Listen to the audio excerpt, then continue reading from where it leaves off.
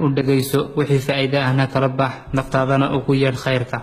Nabiga sallallahu alayhi wasallam ayaa wuxuu booqday nin asxaabta ka mid ahaa oo aad u xanuunsanayay. waxa uu weydiiyey ilaahay wax ma weydiisan jirtay. wiilkii ayaa waxa uu ku jawaabay waxaan odhan jiray ilaahayow dembiyada aan galay ciqaabteeda maalinta yawmil qiyaama layga jari lahaa hadda ii soo dedejiya oo adduunyada igaga jar. wuxuu yidhi subxaanallah, ma tidhi ilaahayow adduunyada wax wanaagsan inagu sii aakhirana wax wanaagsan inagana badbaadi cadaabtaada. nabiyullaahi yuusuf calayhi salaam markii uu jeelka wakhti badan ku dhex qaatay uu ku raagay waxa uu yidhi ilaahayow jeelka aadayadiigu dhex raajisay.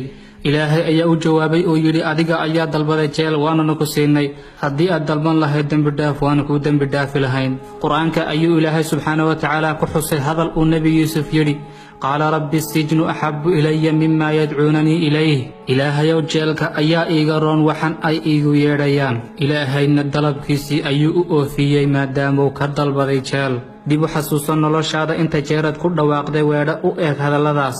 imaam alwardi ayaa waxauu yidhi alqadaru muwakilun bilmantiq, waxa aad ku hadlaysaan ka warhaya, carabkiinana ka ilaaliya hadalla noocaasi ah oo habarina. waxa aad ku hadlaysaan naftiinna ayay hadhow dhib u keeni kartaa. waxa aad ku hadlaysaan amba aad ilaahay ka dalbanaysaan ha noqdo waxa ugu wanaagsan ee aakhiriya adduunba ku anfacaya. sheeko uu warinayo sheekh lagu magacaabo cali dandaawi ayaa waxa uu leeyahay sheekhu shaam ayaa waxaan ka ahaa qaadi amba garsoore. maalin maalmaha ka mid ah ay ahayd wakhti ay cadceeddu sii dhacday ayaa waxa aan wada soconnay niman saaxiibaday ah. annaga oo dariiqa soconna ayaa waxa aan dareemay daal iyo culays saa'id ah. waxa aan damcay inaan adkaysto oon la sii socdo saaxiibaday balse waan awoodi waayey. kadib ayaa waxaan ku yidhi iska sii socda, anigu meeshan ayaan ku yaro leexanaya oo hawada ayaan qaadanayaa. markii aan ka leexday ayaa waxa aan maqlay gurxan iyo ooyin dhegahayga ku soo dhacaysa. markii aan u sii dhowaaday ayaa waxaan arkay gabadh foorarta oo oohinaysa isla markaana ilaahay baryaysa. waan ku dhowaaday oo waxaan idhi walaalay maxaa kugu dhacay oo sidankaaga oohinaya? waxa ay tidhi saygaygu amba ninkaygu waa nin xun oo daalim ah. gurigii ayuu iga soo eriyey, carruurtiina wuu iga reebtay, xataa iima oggola inaan soo eego. aniguna ma haysto hoy iyo cid aan u tago. qaadigii ayaa waxa uu ku yidhi oo dacwadaada maxaad ugu gudbin weyday qaadiga magaalada? aad ayay u oyday. kadib waxa ay ku tirsiday gabadh anigoo kalaa qaadiga ugu tegi kartaa.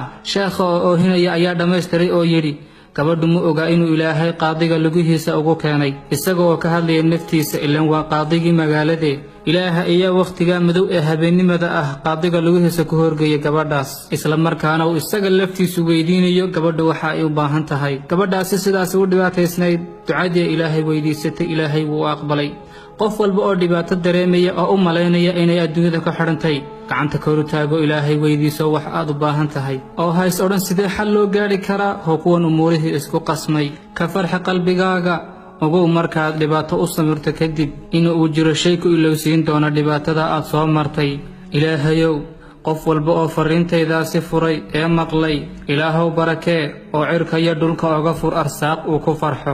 qof walba oo sii sheergareeya oo sii faafiyana ilaahow jannadaada xisaab la'aan ugu nimcee. ilaahayow waxa uu haminayana u fududee isaga iyo dhammaan muslimiinta dunida ku dhibaataysan.